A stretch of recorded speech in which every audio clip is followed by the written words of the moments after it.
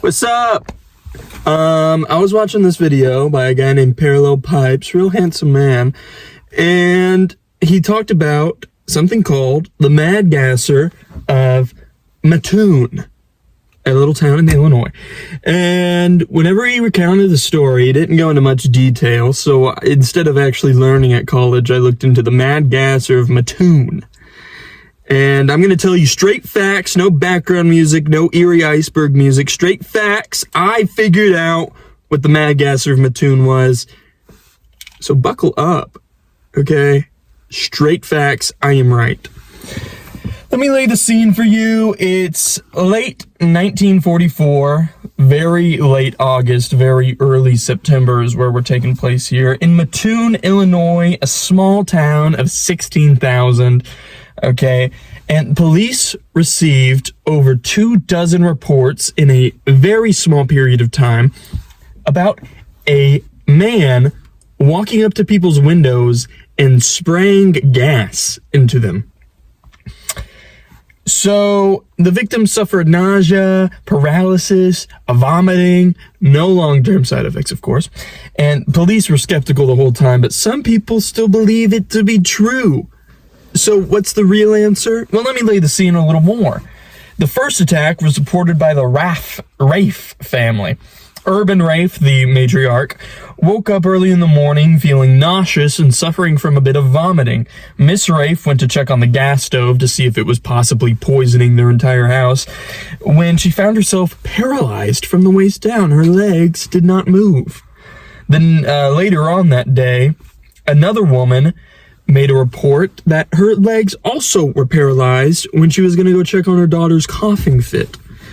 The next day, September 1st, so this is like the big chunk of the story here, a lady named Elaine Cannery reported smelling a strong, sweet smell coming from her window, which she reported to being like a strong smell of flowers.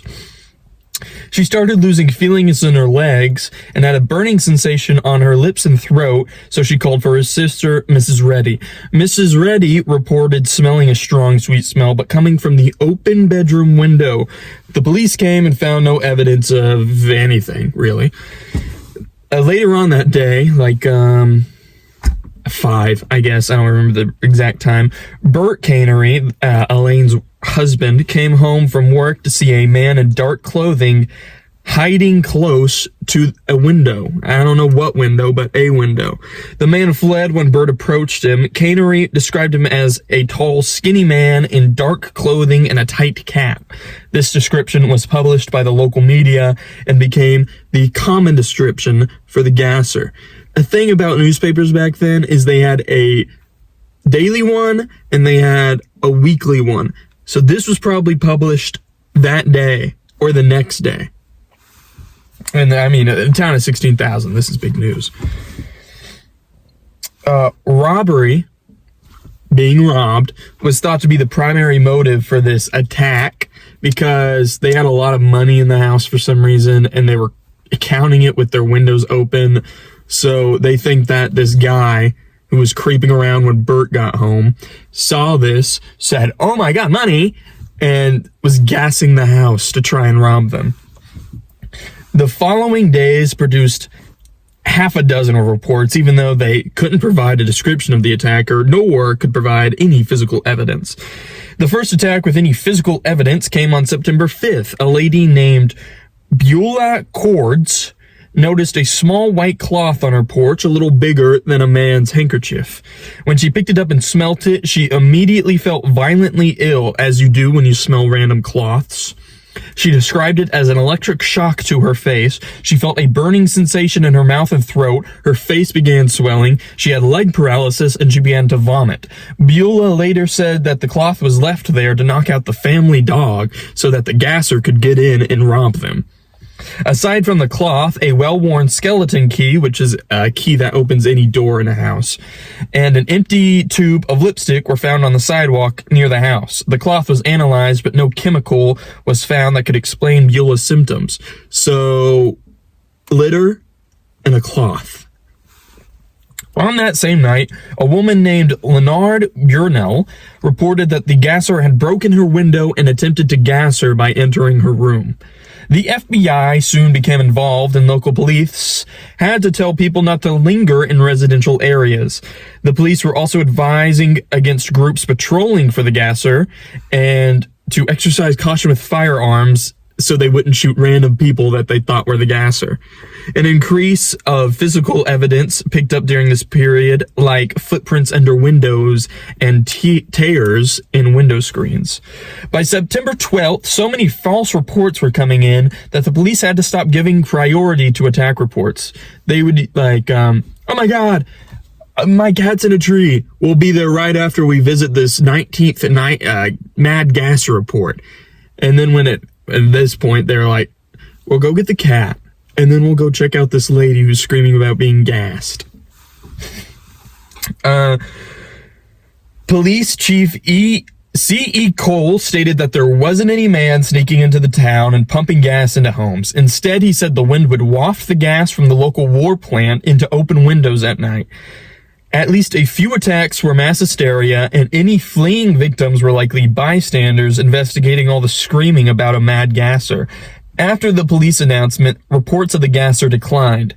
The last report of any note was that of Bertha Birch, who reported that the gasser was a woman dressed as a man. That's the span we're working with. About 2 weeks of constant reports about this mad gasser fellow coming in, gassing people through their homes with a flit gun, which is like one of those pump guns that you use for pesticide. And there's 3 common potential causes for this. 3 main theories exist for what this could be: mass hysteria, industrial pollution, and an actual assailant. Now, the least likely explanation, besides the supernatural, because some people do believe this is a ghost or cryptid, is that an actual person was gassing houses. Firstly, the reports do not add up. Some reports indicate that they were gassed through windows. Some reports that he gassed them with a cloth. Some reports said that he came in through the window. Some reports say that he was a man, and some reports say that he was a woman. The attacks were also very ineffective. Partial paralysis was all that resulted from the gas, and a few damaged windows were it. No one was ever robbed, no one was ever killed, no one was ever beaten. Maybe someone got shot, I don't know.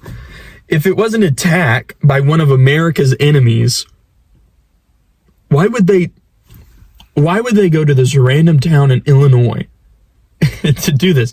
And some people might say, oh, they were testing a chemical weapon. Their chemical weapon sucked, first of all, so why would they stick around for 2 weeks to do this? Second of all, it just doesn't add up. It does not add up at all. Okay? The Japanese had enough test subjects in China. The Germans had enough test subjects on the Jews. The Italians weren't doing anything like that. So, and domestic terrorism, I think not. And if this was a guy robbing places, he was really, really bad at it. Basically, I can guarantee you 99% that there was not a single actual gas attack that took place. What I do believe is that this was the case of mass hysteria and pollution. Okay, picture this. I'm going to lay the scene for what it was like to live back then. It's a few months after D-Day. Pretend you're a woman. Your husband or boyfriend or dad or brother is currently off fighting in France or Germany or Italy, and it sucks. You're home alone with no man in the house. This is a time where women were not expected to protect themselves that much. So you're just home alone. A lot of men are gone. It's a very stressful time. You just invaded Europe. And you don't have air conditioning because a lot of people didn't have central air. They may have had a window unit, maybe. I don't know. But they left their windows open at night if it got hot. It was September in Illinois. I don't know how hot it was, but they left their windows open apparently. So you wake up one day, let's say it's September 2nd. You wake up and you see that someone's house got gassed by a mysterious attacker, because these newspapers, they would radicalize stories somewhat. I mean, they needed some stories, so they would pump it up a little. I mean, you talk to Nancy across the street who starts noticing weird smells coming out. It's probably just her knocked over lip polish, but you don't know that. You can see someone by the shadow of your window, and sure, it might be a kid, but it might be a Mad Gasser. And when you come up to him being like, what are you doing here? He runs away. Yeah, it might be a kid, but it might be a Mad Gasser. You leave your window open with the screen down. You're looking at the screen. What's this? A tear from 2 months ago? Or is it a tear from last night when the Mad Gasser tried to get in your house? Oh my gosh. You close your windows. You don't want people. And it just so happens that the Mad Gasser, out of 16,000 people, skipped you. You start seeing armed patrols looking around for the Mad Gasser, so he must be real. Every day you're reading in the newspaper about the Mad Gasser, so it must be real. What I think happened was the Mad Gasser was a case of someone getting food poisoning or sick from toxic gas or something like that. Like it's wafting in through the windows and they can't feel her legs. Maybe her legs fell asleep. I don't know. It's like, yeah, vomiting's very common, okay? And when you pick up and smell a cloth that might have diesel or oil or Agent Orange on it, yeah, your face is probably going to swell up, okay? And the fact they couldn't identify any chemicals on that cloth. So yeah, I think someone got sick, and I think someone's legs fell asleep, and the newspapers reported this, and suddenly everyone is getting sick. That's just what mass hysteria does. All the descriptions were like, he is a strong, shadowy man. So, I mean, all these descriptions have the same thing going on. All these descriptions have the same effects. I was driving down home one day. I was having some problems with my chest. I had like a really sharp pain for a while.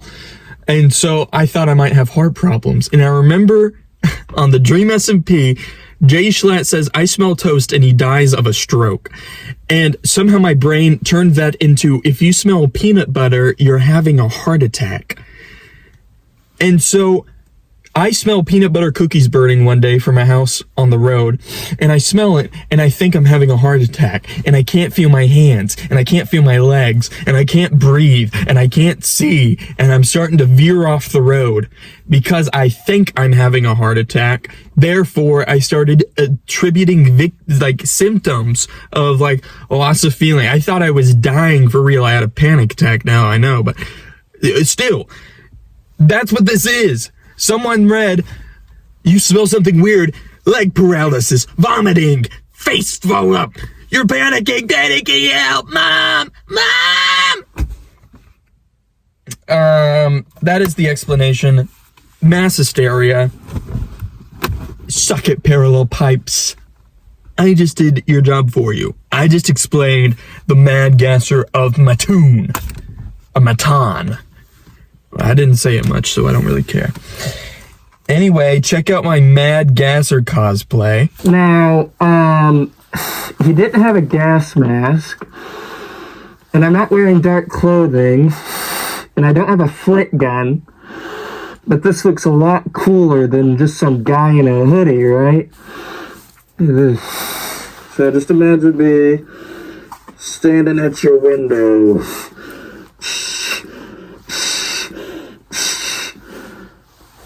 If it was real, which it wasn't, but if it was, that would be pretty freaky, I admit. Thank you and subscribe.